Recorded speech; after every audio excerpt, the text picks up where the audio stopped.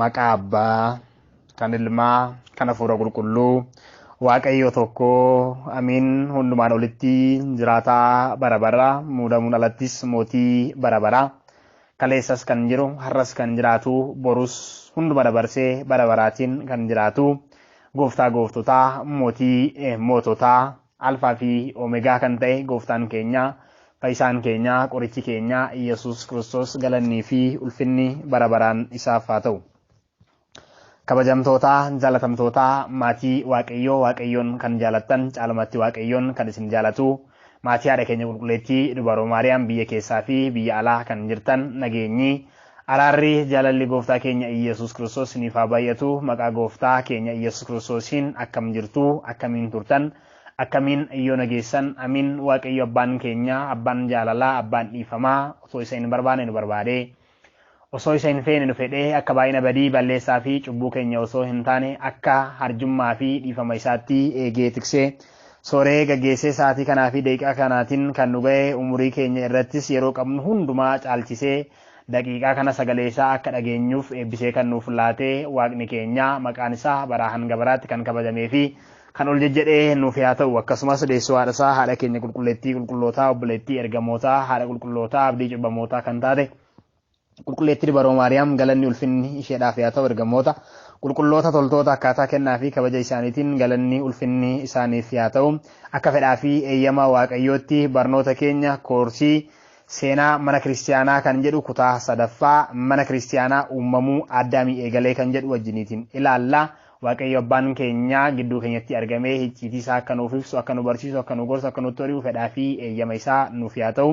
Anaaf arraban ittiin dubbadhu, isin laphee ittiin qalbeeffattan. Waaqayyoon gurra laphee keenyaa hunduma keenyaatiif haasaquu laphee Liidiyaadhaaf kenne hunduma keenyaatiif kennuu. Sugni haadha keenya qulqulleettii dubaroo Maariyaam, eegumsi ergamootaa, waadaan qulqullootaa hunduma keenya wajjiniitiin haa ta'u. Barnoota keenya kutaa darbanii keessatti amantaan akkamitti eegale, eessatti eegale, eenyuutiin eegale kan jedhu bal'ina wajjiniitiin ilaallee jirra. Egaa har'a immoo uumamuu Addaamirraatii kaasee amantaan akkamittiin akka ture wajjiniitiin kan ilaallu ta'a. Waaqayyo abbaan keenya nama jalqabaa Addaamiitiin uume, Addaamiitiinis erga uumeetiin booda Eden gannat keessa akka inni jiraatu taasise. Waaqayyo Addaamiitiin kan inni uume uumamoota 21 erga uume raawwateetiin booda dhuma irratti Addaamiitiin uume. Uumamoota 21 uumaman kanas Addaam akka bituuf Addaam isaan irratti moosisee aangoo kennee fi Addaamiitiin uume. Addaamis uumamee gannata keessatti Waaqayyoon waaqessaa ergamoota wajjiniitiin tokkummaadhaan Waaqayyoon galateeffataa jiraachaatii tureera. Waaqayyo Addaamiitiin uumee gannata keessa yeroo jiraachisetti, gannata keessa yeroo kaa'etti abboommii tokko itti kennee ture. Abboommiin Addaamitti kenname kunis akkas jedha ture: aangoo siif kenneera, uumamoota hundumaa irrattis muudeera, uumamoota hundumaa irrattis aangoo siif laadheera. Garuu wantoota gannata keessa jiran kana hundumaa soorradhu siif laadheera. Kanneen gannata keessatti argaman kana keessa muka balas jedhamu kana yaraa fi gaarii adda baasee muka nama barsiisu kana muka kanarraa firii isaa kuttee yookiinis immoo firii isaa akka hin soorranne, yoo kana soorratte du'a bara baraatii duutaa jedhee Waaqayyo Addaamitti himee ture. Addaamis seera Waaqayyoo kana, abboommii Waaqayyoo kana fudhatee waggaa 7 gannata keessa ergamoota wajjin tokkummaadhaan Waaqayyoon galateeffachaa, Waaqayyoon faarfachaa, Waaqayyoof galata dhiheessaa jiraachaatii tureera.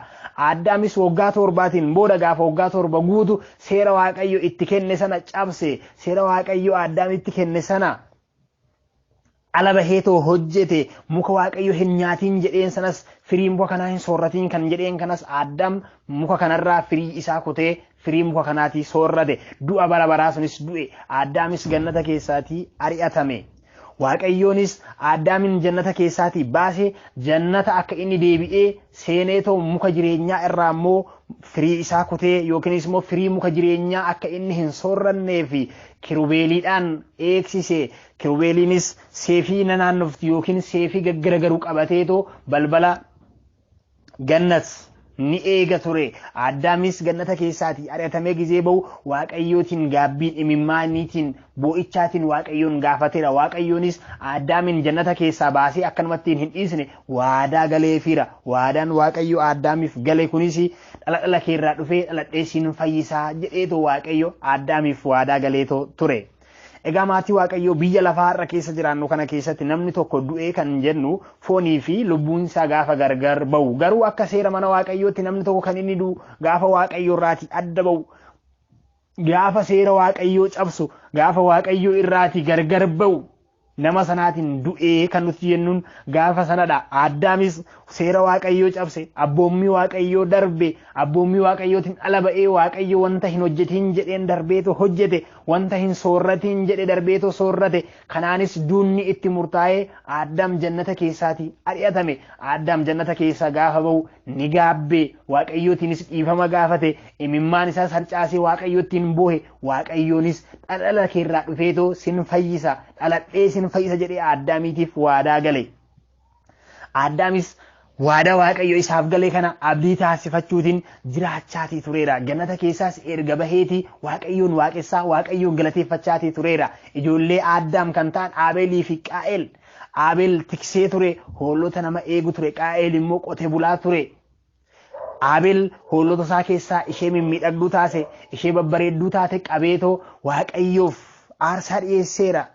Qaa'eelis sanyii facaase irraa fuudhee waaqayyoof aarsaa dhiyeesseera. Kanaafi waaqayyoon waaqessuun kan eegale ergamoota waaqayyootiin yoo ta'e, Addaam immoo erga uumameetiin booda jannata keessatti ergamoota waaqayyoo waliin tokkummaadhaan waaqayyoon faarfachaa, waaqayyoon galateeffachaatii tureera. Tokkummaan ergamootaa fi namaa gaafa Addaam badii dalage seera waaqayyoo gaafa cabse irraa kaasee gargar baheera, addaan ba'eera. Wajjiniitiin tokkummaan deebi'anii waaqayyoon galateeffachuu hin dandeenye. Addaamis jannata keessaa ba'eera. Biyya lafaa irrattis waaqayyoon galateeffachaatii tureera jechuudha. Kanaaf amantaan kun gara samiitti kan inni dhufe nama jalqabaa Addaamiitiin gara biyya lafaatti dhufe. Waaqayyos Addaamiif waadaa gale sana eegee qulqulloota hambisee fi sanyii Addaamirraa dhufee dhalatee Addaamiitiin fayyiseera. Seera uumamaa boqonnaa 5 lakkoofsa 1 kaasnee haga dhumaatti yoo dubbisne qulqulloota baay'ee ni arganna. Qulqulloonni kunis immoo karaa gooftaan keenya Yesuus Kiristoos keessa darbee itti dhufee haadha keenya qulqulleettii dubaroo Maariyaam irraatii itti dhalate jechuudha. Addaamii kaaseetoo haga Maariyaamii bira ga'utti, hamma haadha keenya qulqulleettii dubaroo Maariyaamii bira ga'utti namoonni haati keenya qulqulleettii dubaroo Maariyaam sanyiin Addaamii kaasee hamma qulqulleettii dubaroo Maariyaamiitti ga'e sun sanyii qulqulluudha. Sanyiiwwan qulqulluu kunis immoo dhaloota keessaa waaqayyoon filatee sanyii qulqulluu hambisee, sanyii qulqulluu nuuf hambisee sababa fayyina keenyaa taasisee haadha keenya qulqulleettii dubaroo Maariyaam irraa immoo dhufeetoo dhalate jechuudha. Tokkummaan ergamootaa fi namaa kan jalqaba ittiin waaqayyo uumee ittiin galateeffachaa turan sana addaan citee kan tures dhalachuu gooftaa keenya Yesuus Kiristoosiin tokkummaan sun deebi'ee waaqayyoon namnii fi ergamoonni tokkummaan waaqayyoon galateeffataniiru, galateeffanneerra jechuudha. Wangeela Luqaas boqonnaa 2 lakkoofsa 14 gubbaa irratti galanni waaqayyoof samii irratti haa ta'u, nagaanis namootaaf lafa irratti haa ta'u jedhee ergamoonni waaqayyoo samii irraatii dhufanii gooftaan keenya Yesuus Kiristoos mooraa loonii keessatti yeroo inni dhalate tokkummaatiin waaqayyoon galata dhiyeessaniiru, waaqayyoof galata laataniiru jechuudha. Kanaafi Addaam abbaan keenya jannata keessaa gaafa bahu amantaa kana fuudheetu gara biyya lafaa dhufe waaqayyoon galateeffachaati tureera. Addaam irraa kan baran ijoolleen Addaam Aabeelii fi Qaa'eelis waaqayyoof aarsaa dhiheessaniiru. Waaqayyo garuu karaan inni Addaamiin itti dhufeetoo fayyise ijoollee Addaam keessaa karaa eenyuutiin? Karaa Seetiin. Nama Seet jedhamu seera uumamaa boqonnaa 5 irraa kaastaniitu haga dhumaatti yoo dubbistan abboota kana guutuu isaanii haga abbaa keenya Abrahaam bira ga'utti ni argattu. Seetii kaasee haga Noohitti dhaloota 10 qulqulloota 10 ni argattu. Qulqulloota 10 kana kurnaffaa irratti Noohin ni argattu. Noohirraatiin kaasee immoo Seemiin ni argattu. Ijoollota Noohi ijoollee 3 qaba. Ijoollota Noohi sana 3 keessaa tokko Seemidha. Karaa Seemiin ammas immoo kan itti fufe karaa Seemiin ka'ee Abrahaam fa'aa dhalatanii sanyii Abrahaam irraatiin immoo dhufee waaqayyootiin dhalatee Addaamiitii fi sanyii Addaam hundumaati bilisa baasee jechuudha. Kanaaf uumamuu Addaamiitii kaasee hamma dhaloota gooftaa keenya Yesuus Kiristoositti kan ture qulqulloota baay'eetu ture. Qulqulloonni baay'een kun waaqayyoon waaqessaa, waaqayyoon galateeffachaatii turani. Akkuma abbaa isaanii Addaam irraa, abbaa keenya Addaam irraatii baratanitti waaqayyoon waaqessaa, waaqayyoon galateeffachaa, waaqayyoof aarsaa dhiyeessaa turaniiru. Gooftaan keenya Yesuus Kiristoosis samii samiirraati bu'ee qulqulleettii dubaroo Maariyaam irraati dhalatee yeroo dhalatettis ergamoonni Waaqayyoo fi namni tokkummaatiin Waaqayyoon galateeffataniiru. Galannii fi ulfinni Waaqayyoof haa ta'u. Tokkummaan kun jalqaba jannata keessatti abbaan keenya Addaam ergamoota wajjiniitiin ta'ee Waaqayyoon galateeffachaati tureera. Sababa Addaam seera Waaqayyoo darbeef, seera Waaqayyoo cabseef tokkummaan ergamootaa fi namaa kun adda bahee ture. Tokkummaan isaa wajjin qaban maal ture? Waaqayyoon galateeffachuu tokkummaatiin ta'anii Waaqayyoon galateeffatu turani. Garuu sababa Addaam badii kana dalageen seera Waaqayyoo kana cabseen tokkummaan kun hafee ture. Gaafa gooftaan keenya Yesuus Kiristoos dhufeetu dhalatu immoo tokkummaan kun deebi'ee ergamoonnii fi namni tokkummaan ta'anii Waaqayyoon faarfatan, Waaqayyootiin galateeffatan. Galannii fi ulfinni Waaqayyootiif haa ta'u. Gooftaan keenya Yesuus Kiristoos samii samiirraati bu'ee yeroo dhalatetti Ayihudonni garee saditti wal qoodanii turanii. Garee sadi qabu turanii. Garee sadan kana keessas gareen jalqabaa garee Fariisotaati. Gareen Fariisotaa kuni gooftaa keenya Yesuus Kiristoos dhalachuusaa warreen eegaa turan. Akkasumas immoo du'a booda jireenyi akka jiru warreen amanan turanii. Seera Musee sirriitti cimsanii kan beekan turanii. Seera Musee kan hiikan turanii. Kitaabota raajotaas kan fudhatan turanii. Garuu gooftaan keenya Yesuus Kiristoos samiirraa dhufee gaddeebi'ummaadhaan mooraa loonii keessatti dhalata jedhanii miti kan isaan eegaatii turanii. Kan isaan eegaatii turanii mana mootiitti dhalateetoo garbummaa mootii Roomaa jalaa bilisa nu baasa jedhaniiti kan isaan eegaatii turanii. Yeroo sanatti gareen kun gareen Fariisotaa kun mootii Roomaatiin qabamanii bittaa mootii Roomaa jala turanii, garbummaa jala turanii. Kanaaf gooftaa Yesuus Kiristoos samiirraa dhufee yoo dhalate garbummaa mootii Roomaa jalaa bilisa nu baasa jedhanii eegaas amanaas turanii. Gooftaan keenya Yesuus Kiristoos garuu akka isaan eegan yookiinis immoo akka isaan itti yaadan otoo hin taane kan inni dhufe mootii Roomaa jalaa bittaa mootii Roomaa jalaa isaan baasuuf otoo hin taane gooftaan keenya Yesuus Kiristoos samii samiirraa bu'ee dubroo Maariyaamiirraati kan inni dhalate jalqaba Addaamiif waadaa gale sana. Dhala keerraa dhufee dhaladhee sin fayyisa jedhee kan inni Addaamiif waadaa gale sana sanyiin Addaam hundumtuu qulqulloonni darban hundumtuu warri gaarii hojjetanis warreen waan hamaa hojjetanis Si'ool keessatti seexana wajjin harka seexanaatiin gubataa kan turan, harka seexanaarra kan turan Waaqayyoon garbummaa seexanaa jalaa sanyii Addaam hundumaa bilisa baasuuf kan inni samiirraati dhufeetoo itti dhalate jechuudha. Kanaafi garuu Fariisonni immoo kan isaan eegaatii turan isa kana otoo hin taane mootii Roomaa jalaa foonumaan bittaa mootii Roomaa jalaa bilisa nu baasa jedhaniiti kan isaan yaadaatii turani. Gooftaan keenya Yesuus Kiristoos garuu akka isaan itti eeganii fi akka isaan itti yaadanitti otoo hin taane kan inni samiirraatti dhufee dhalate gadoof qabuudhaan, gadoof deebisummaadhaan mooraa loonii keessatti dhalate sanyii Addaam hundumaa bittaa Saaxinaa'el jala kan ture hundumaa bilisa baasuuf waan ta'eef gooftaan keenya Yesuus Kiristoos gadoof deebisummaadhaan mooraa loonii keessatti dhalate jechuudha. Gareen inni lammaffaan garee Sadooqotaati. Gareen Sadooqotaa faallaa warra Fariisotaa kana turanii. Faallaa warra Fariisotaati.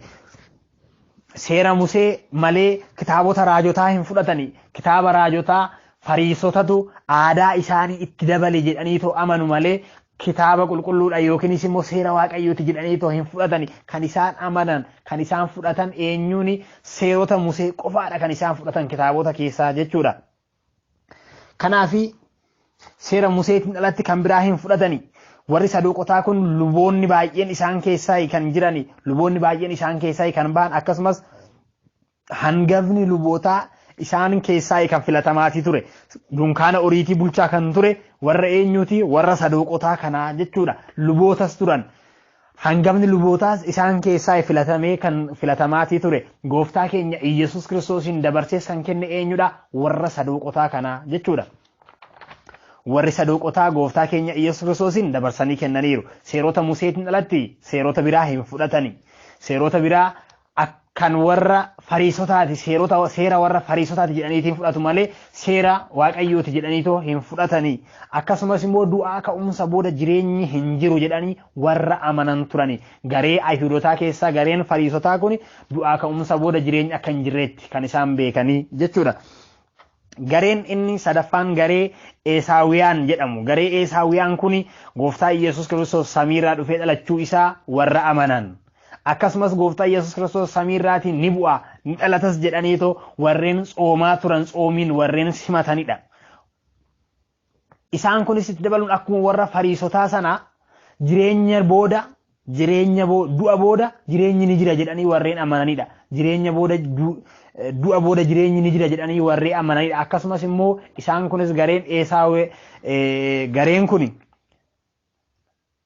gareen Esaawiyaan jedhaman kunis bittaa mootii Roomaa jala turanii. Bittaa mootii Roomaa kana jala gooftaa Yesuus Kiristoos samiirraa dhufee dhalate bilisa nu baasaa jedhanii warra amananidha. Gooftaa Yesuus Kiristoos garuu akkuma sila isiniif kaase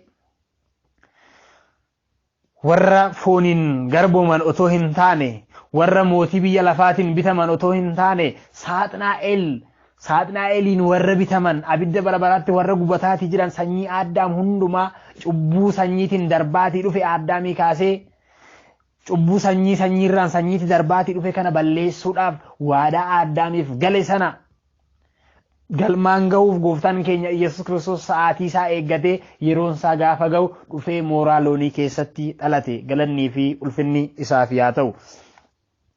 Egaa gareewwan kuni garaagarummaan isaanii Fariisotni seerota Musees ni amanu. Seerota Musees sirriitti ni beekna jedhu. Aadaa mataa isaanis itti ni dabalatu. Seera raajotaas, wangeela raajotaanis ni fudhatu. Sadoqonni garuu hin fudhatan. Seera raajotaa hin beekan, seerota Musee qofaadha kan isaan beekan. Luboonnis baay'inaan kan jiran garee kam keessa? Garee sadoqotaa keessa.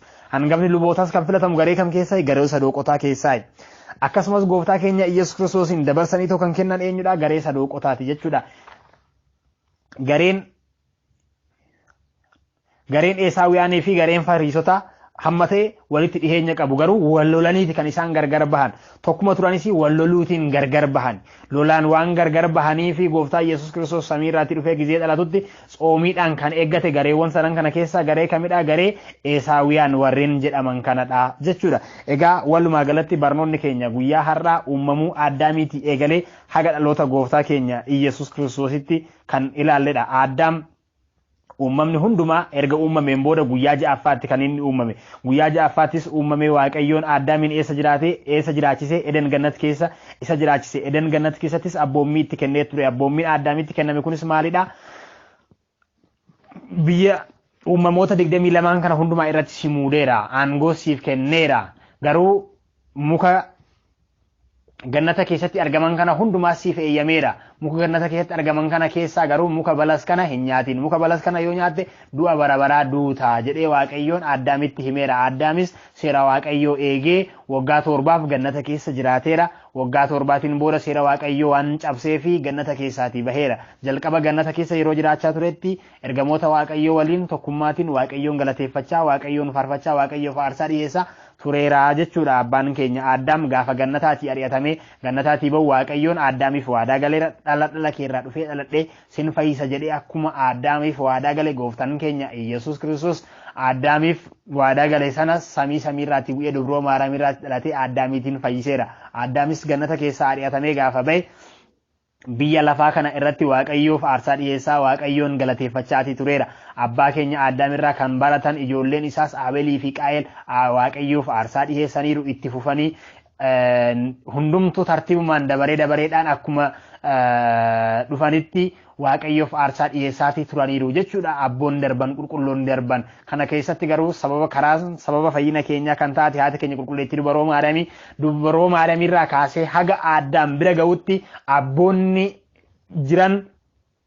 abboonni karaa Maariyaamii kanaas jiran abboota qulqulluu turani, abboota qulqullaa'oo turani. Addaamirraa eenyurraati kaasee? Seet nama jedhamurraati kaase. Seetirraati kaasee haga Maariyaamii bira ga'utti abboonni kun abboota qulqulluu turanii jechuudha.